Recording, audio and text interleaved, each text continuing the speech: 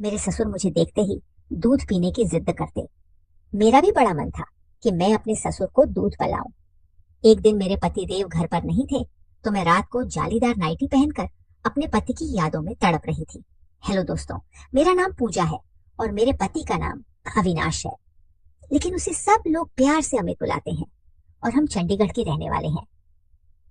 आज मैं अपने जीवन की एक ऐसी कहानी सुनाने वाली हूँ, उसे सुनकर आपके होश उड़ जाएंगे। मेरी शादी को अभी 5 ही दिन गुजरा था। मेरे ससुर ने मुझे आवाज देकर पुकारा। मेरे ससुराल में बस मेरे ससुर ही रहते थे और मेरे पति ने शादी की रात ही मुझे खास तौर पर कहा था कि मेरे पापा को गुस्सा बहुत आता है, उन्हें कभी भी किसी भी बात से इनकार मत करना, वरना वह गुस्से में पागल हो जाते हैं। और 3 दिन से मैं भी यही देख रही थी। जब भी वह मेरे पति अमित को एक आवाज देते तो मेरे पति की तो जैसे रंग ही उड़ जाती थी। एकदम से घबराहट सी होती उनको और फट से वह कमरे से बाहर निकल जाते थे। अपने पति की बदवासी देखकर मेरे दिल में भी ससुर का बड़ा रोब था। गुस्से में तो वह वाकई रहते थे। चौथा दिन था कि जब सुबह ही सुबह अमित ने मुझसे कहा कि आज हम बाहर घूमने जाएं। मैं भी बहुत खुश थी, लेकिन उस वक्त मेरे ससुर ने अमित को पुकारा था तो फौरन से कमरे से बाहर चले गए। बाहर से मुझे अपने ससुर के चीखने चिल्लाने की आवाज आ रही थी। कह रहे थे कि 3 दिन शादी के हंगामे में गुजर गए। तुम्हें एहसास भी है कि फैक्ट्री में तुम्हारे न होने की वजह से कितना नुकसान हो सकता है, और आज फिर तुम अब छुट्टी करके बैठ गए।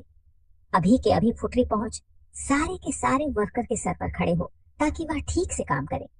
तुम्हारी शादी मैंने इसलिए नहीं की कि तुम कमरे में ही घुसकर बैठे रहो, और अपनी पत्नी से भी कह दो कि किचन की जिम्मेदारी संभाल ले। यहाँ कोई और औरत तो है नहीं जो उसके नखरे उठाएगी। सुनकर मुझे गुस्सा तो बहुत आया था। अभी 3 दिन ही गुजरे थे हमारी शादी को, और इन 3 दिनों में मैं ही नाश्ता बनाकर दे रही थी जी। इस पर मेरे ससुर कई खामियां निकाल चुके थे, लेकिन अमित ने मुझे प्यार से मोहब्बत से यही समझाया था कि पापा की बात का बुरा मत मानना। 4 दिन तो मैं इसी सोच में उलझी रही कि ससुर का मिजाज आखिर ऐसा क्यों है, लेकिन आज जो शोर शराबा मेरे ससुर ने मचाया था, मैं तो बहुत घबरा के रह गई थी। अमित जब कमरे में दाखिल हुए तो उनका चेहरा बुझा हुआ था। कहने लगे कि माफी चाहता हूँ, मुझे जाना पड़ेगा। मैंने कहा कोई बात नहीं, काम पहले है, बाहर हम फिर कभी चले जाएंगे। मैंने भी ऐतराज नहीं किया था। अमित तो अपनी फैक्ट्री पर चला गया था। मैं किचन में आकर बेदिली से बर्तन धोने लगी। शादी के चौथे दिन ही मैंने खाना भी बनाया और घर के सारे काम भी मुझे करने पड़े। मेरे ससुर ने नौकरानी को भी जवाब दे दिया था। कहते थे कि जब बहू घर में आ गई है तो सफाई भी वही करेगी। मैंने पूरे घर की सफाई कर ली थी, और थक हार कर अब मैं अपने कमरे में मैं आराम करने के लिए जाने लगी तो मेरे ससुर ने मुझे आवाज दी। वह अपने कमरे में बैठे थे। मैंने सर पर अच्छी तरह से दुपट्टा लिया, लेकिन दुपट्टा रेशमी था। इसलिए जब अपने ससुर के कमरे में गई मैंने पूछा, जी पापा जी, कुछ चाहिए था आपको? उन्होंने मुझे सर से पांव तक बड़े गौर से देखा, फिर बड़े अजीब अंदाज से अपने सूखे होठों पर जबान फेरी कहने लगे, दूध दूध पीना है। ये सुनकर मुझे सबसे पहले अपने दुपट्टे का ख्याल आया था, क्योंकि मेरे सीने से दुपट्टा सरक चुका था। मैंने फौरन अपना दुपट्टा सही किया और कमरे से बाहर आ गई। मुझे अपने ससुर की यह हरकत अजीब लगी थी। ससुर तो बाप की जगह होता है, और बाप कभी भी बेटियों को सर से पांव तक इस तरीके से नहीं देखता। मैं फौरन ही किचन में आ गई। मेरा दिल जोर जोर से धड़क रहा था। मुझे बड़ा अजीब सा लग रहा था। मैंने फ्रिज खोली और दूध का गिलास भर के दुपट्टा अच्छी तरह से खुद पर लपेट कर अपने ससुर के कमरे में आ गई। साइड टेबल पर दूध का गिलास रख दिया। इससे पहले कि मैं कमरे से बाहर जाती, मुझसे ससुर कहने लगे कि थोड़ी देर मेरे पास बैठा करो, बात कर लिया करो। घर में अब तुम्हारे अलावा तो कोई होता नहीं है, और मैं बड़े दिनों से अकेला था और अकेला ही बैठकर बोर हो जाता हूँ। ये सुनकर मैं परेशान सी हो गई थी। मेरे ससुर के कमरे में सिर्फ एक बेड था, अलमारी थी, बैठने के लिए अलग से कोई कुर्सी नहीं थी, इसलिए मुझे मजबूरन ही बेड के किनारे पर ही बैठना पड़ा। वह मुझसे इधर उधर की बातें करने लगे, लेकिन जैसे ही उन्होंने दूध का गिलास पकड़कर मुंह में लगाया तो फौरन उससे पीछे हटा लिया। कहने लगे, इतना ठंडा दूध ये मैं नहीं पी सकता, मुझे तो गर्म गर्म दूध पसंद है। ये कहते हुए फिर उनकी नजरें मेरे चेहरे से होते हुए मेरे पूरे बदन पर सफर करने लगी। उनकी नजरों में न जाने ऐसा क्या था कि मैं उलझन का शिकार होने लगी थी। मेरे हाथों में पसीने से उतरने लगे थे, चेहरे पर पसीने के साफ दिखाई देने लगे थे। कहने लगे, जाओ ना, इसे गर्म करके ला दो। मैंने दूध का गिलास पकड़ा और खड़ी हो गई। वैसे तो 3 दिन से मेरे ससुर बड़े ही गुस्से में बात कर रहे थे जब अमित घर में होता था, लेकिन आज तो उनका लहजा बड़ा ही धीमा था। लग ही नहीं रहा था कि यह मेरे वही ससुर है जो 3 दिन से अमित को चिल्ला चिल्ला कर बुला रहे थे और गुस्से से अमित से बातें कर रहे थे, डांट रहे थे। मैंने दूध को पतीली में डालकर जरा सा गर्म किया, फिर गिलास में डालकर अपने ससुर के पास ले गई। जैसे ही मैंने गिलास उनके आगे बढ़ाया, उन्होंने गिलास के साथ मेरा हाथ भी थाम लिया। मुझे तो जैसे पूरे बदन में करंट आ लगा था। मैंने फौरन घबराकर हाथ पीछे करना चाहा तो उन्होंने मेरा हाथ छोड़ दिया। मैं कमरे से बाहर जाने लगी तो कहने लगे कि अरे बाहर कहाँ जा रही है, यहाँ बैठना, मेरे पास मुझसे बातें किया करो। ये तन्हाई का सांप तो मुझे अब और भी ज्यादा डसने लगा है। यह कहकर ससुर ने ठंडी आह भरी। मुझे अब और भी ज्यादा अजीब सा लग रहा था। मुझे तो उनकी बातें सुनकर अजीब सा महसूस होने लगा था। फिर कहने लगे, तुमने शादी के अगले दिन जो काले रंग का फैंसी ड्रेस पहना था बड़ा जम रहा था, तुम पर आज शाम वही पहन लेना। यह सुनकर भी मुझे बुरा लगा था। यह फरमाइश तो अमित को मुझसे करनी चाहिए थी ना, कि मेरे ससुर को। अब तो मेरे सर ने रोज का तमाशा ही पकड़ लिया था। जब अमित ऑफिस जाता तो मेरे ससुर मुझे अपने कमरे में बुला लेता, मुझे अजीब नजरों से देखता, बार बार अपने सूखे होठों पर जबान फिरने लगता, फिर कहता, मुझे दूध पीना है, मुझे दूध गर्म करके दो। मैं दूध का गिलास देकर जाने लगती तो मेरा हाथ पकड़ लेता, कहता, मेरे पास बैठकर मुझसे बातें किया करो। मैं भला क्या बातें कर सकती थी। मैं काम के बहाने बनाकर निकलने लगती कि मुझे खाना बनाना है, बर्तन धोने हैं। असल में मुझे यह सब अच्छा नहीं लगता था। अब मेरा दिल बेचैन सा होने लगा था। सोच रही थी मुझे अमित से बात करनी चाहिए, लेकिन कैसे करती। वह तो अपने बाप के सामने एक शब्द नहीं बोलता था। बस सर झुकाई जी, पापा ही कहता रहता था। एक दिन मैं किचन का सारा काम कर रही थी कि मेरा ससुर अचानक से किचन में आ गया, मुझे पीछे से पकड़ लिया, झटके से टेबल से लगा दिया और पीछे से ही मेरी। और फिर जो कुछ मेरे साथ किया, मैं अपनी इज्जत बचाकर अपने कमरे में चली गई। अपने कमरे का दरवाजा भी बंद कर दिया, कुंडी लगा दी, बेड पर बैठ गई। बेचैनी मुझ पर बुरी तरह से सवार थी। मेरा पूरा वजूद कांप रहा था। मैं सोच भी नहीं सकती थी कि मेरा ससुर मेरे साथ ऐसा भी कोई हरकत कर सकता है। मेरी आंखों से आंसू बहने लगे थे। मैं सोच चुकी थी कि मैं अमित से बात करूंगी। मैंने पूरा दिन कोई काम नहीं किया था, अपने आप को कमरे में बंद कर चुकी थी। कई बार मेरा ससुर मेरे कमरे का दरवाजा खटखटा चुका था कि उसे भूख लगी है, मैं उसे खाना दूं, लेकिन मैंने उसे कुछ नहीं दिया। मेरी जगह कोई भी होता तो यही सब कुछ करती जो कि मैंने किया था। रात को मेरा दरवाजा जोर से खटखटाया गया था। अमित थे कहने लगे, रवीना दरवाजा खोलो। ये क्या बदतमीजी है, क्यों तुम सुबह से दरवाजा बंद की कमरे में बैठी हो।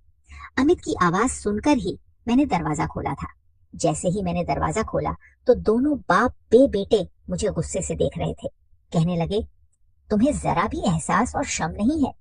मेरा बाप सुबह से भूखा बैठा हुआ है और तुमने इन्हें रोटी तक नहीं दी। इन्हें शुगर की बीमारी है, अगर उनकी तबीयत खराब हो जाती तो इसकी जिम्मेदार कौन होता। मैंने कहा कि मैं उनकी जिम्मेदारी नहीं संभाल सकती, बेहतर है कि आप कोई और इंतजाम कर लीजिए। मेरा यह कहना था कि अमित गुस्से से भरा उठा। कहने लगा, यह क्या बदतमीजी है। पीछे से मेरे ससुर कहने लगे, देख रहे हो, तुम अभी 7 दिन नहीं हुए हैं और इसने अपने रंग भी दिखाने शुरू कर दिए हैं।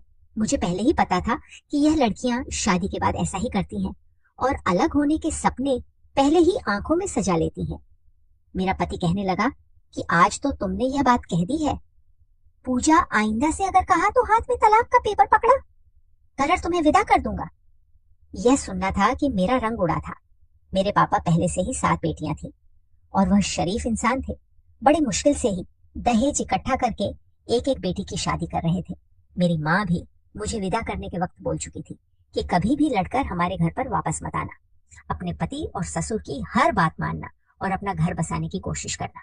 लेकिन जो कुछ मेरा ससुर चाहता था वह मैं नहीं कर सकती थी। उसकी हरकतें और बिन बात की गुस्ताखियां दिन पर दिन बढ़ती जा रही थी। उस वक्त अमित जीतने गुस्से में थे। मैं अगर बताती तो यकीनन मुझे ही झूठ कह देते।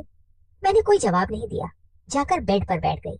मेरे ससुर कहने लगे, अमित, इसको आखिरी बार समझा दो, इसका दिमाग सही कर दो, वरना फिर मैं इसकी माँ से जाकर बात करूंगा। उसके बाप से कहूंगा कि संभालो अपनी बेटी।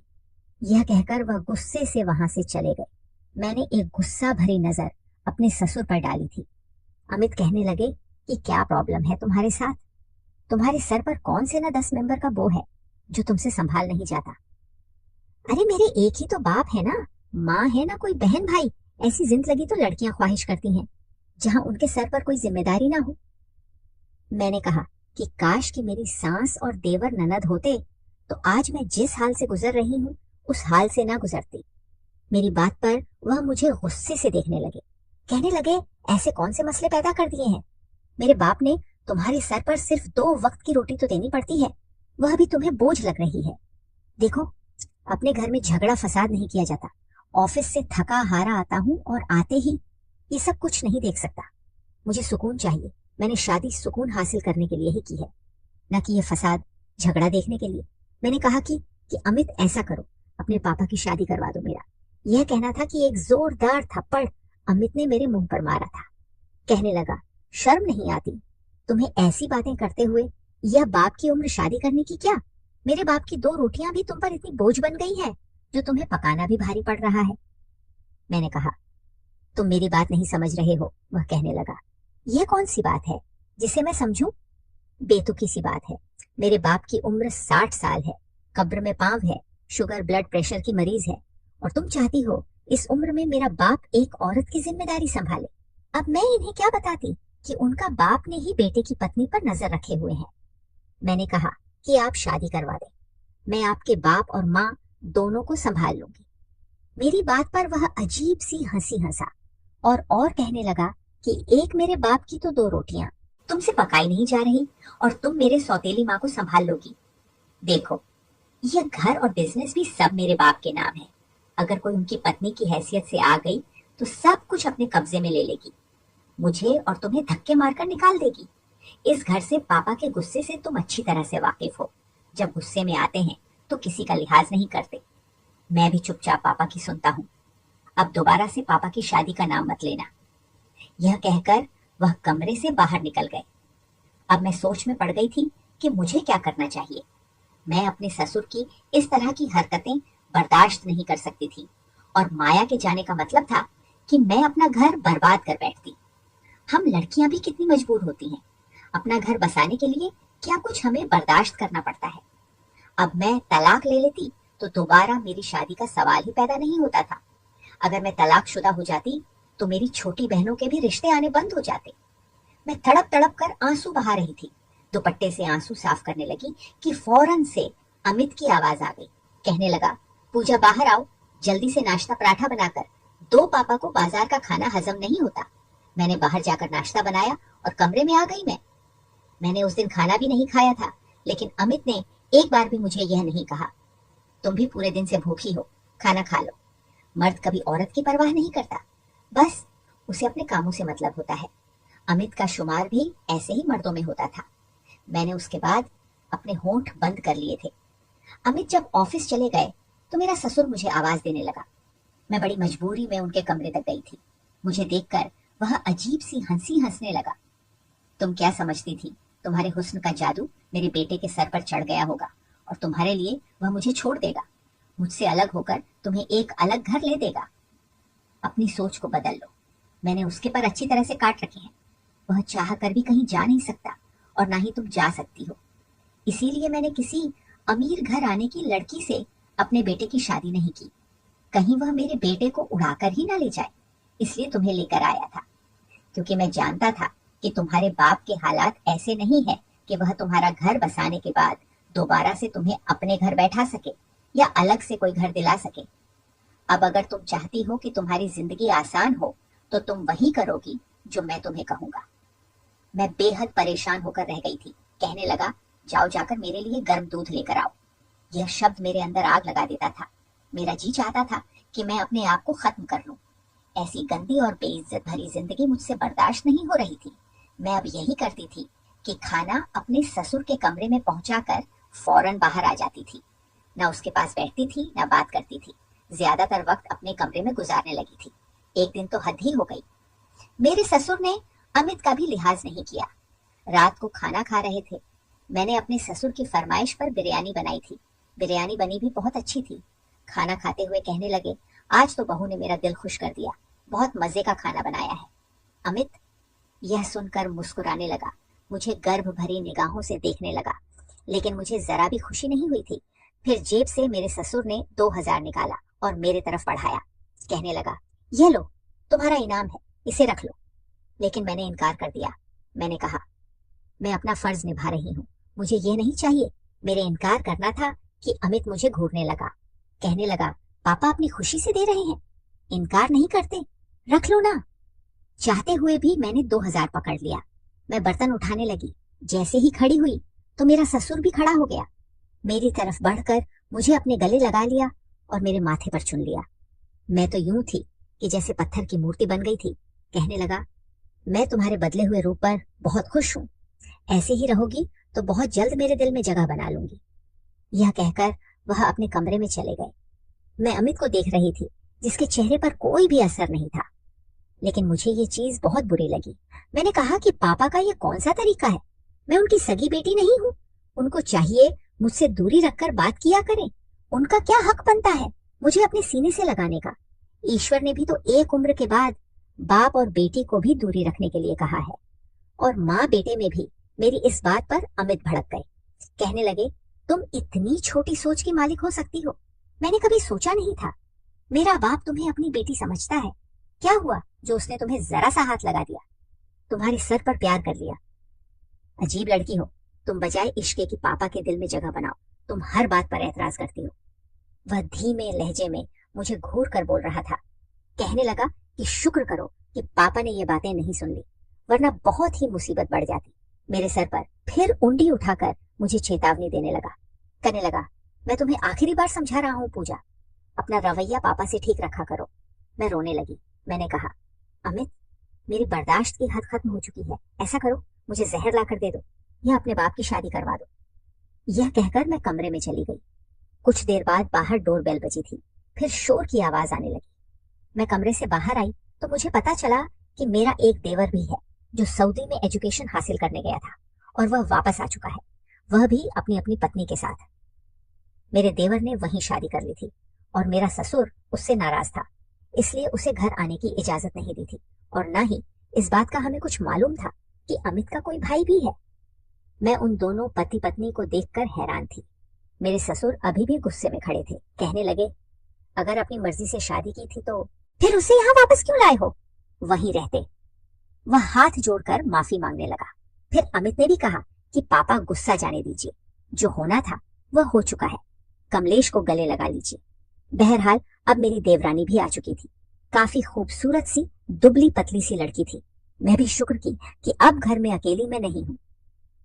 मेरी देवरानी काफी खुश मिजाज और बानी किस्म की लड़की थी, मेरे साथ घुल मिल गई थी। कमलेश अमित के साथ फैक्ट्री जाने लगा था। मेरे ससुर का ध्यान मुझे हटकर अब देवरानी की तरफ हो गया था। एक रात खाना खाने के दौरान कहने लगे कि अब मेरे सारे काम छोटी बहू करेगी। वह भी खुशी खुशी तैयार हो गई।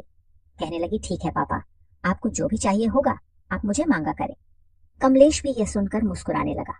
लेकिन कुछ दिन गुजरे थे कि एक बार मेरी देवरानी जी आज अब ससुर के कमरे से बाहर आई तो बड़ी बदहवास थी, बार बार अपने चेहरे का पसीना पूछ रही थी। मैं समझ सकती थी कि वह किस तकलीफ से गुजर रही है। किचन में जाकर चुपचाप बर्तन धोने लगी। मैंने पूछा, क्या हुआ? तो कहने लगी, मुझे पापा की आदत बड़ी अजीब लगती है। अजीब नजरों से देखते हैं, कभी हाथ पकड़ लेते हैं, कभी झटके से गले लगा लेते हैं, कभी अपना अजीब सी बातें करते हैं जिसे सुनकर मेरे कानों की लो तक लाल हो जाती है। कहने लगी, मैं तो कमलेश से बात करूंगी। वह तो कहते थे कि उसके पापा बहुत अच्छे हैं, लेकिन यह तो बात बात पर मुझे अपने करीब करते हैं, मुझे अपने पास लेने की कोशिश करते हैं। मुझे यह सब अच्छा नहीं लगता। मैंने कहा कि यह दोनों भाई कभी भी अपने बाप की बात नहीं टाले गए। मैं भी इस तकलीफ से गुजर रही थी, लेकिन अमित ने मेरी कभी नहीं सुनी। वह कहने लगी, लेकिन मैं तो कमलेश से साफ कह दूंगी, अगर पापा ने यही रवैया रखा तो मैं उसे कहूंगी कि अलग घर में वही झगड़ा फिर से शुरू हुआ था जो कि मेरे और अमित के बीच हो रहा था। कमलेश कहने लगा कि मैं तुम्हारे साथ 2 साल बाहर देश अकेले ही रह चुका हूँ, अब मेरे घर तुम क्या आए हो? 4 दिन पापा को रोटी क्या बनाकर देनी पड़ी? तुमने एक नया ड्रामा शुरू कर दिया है।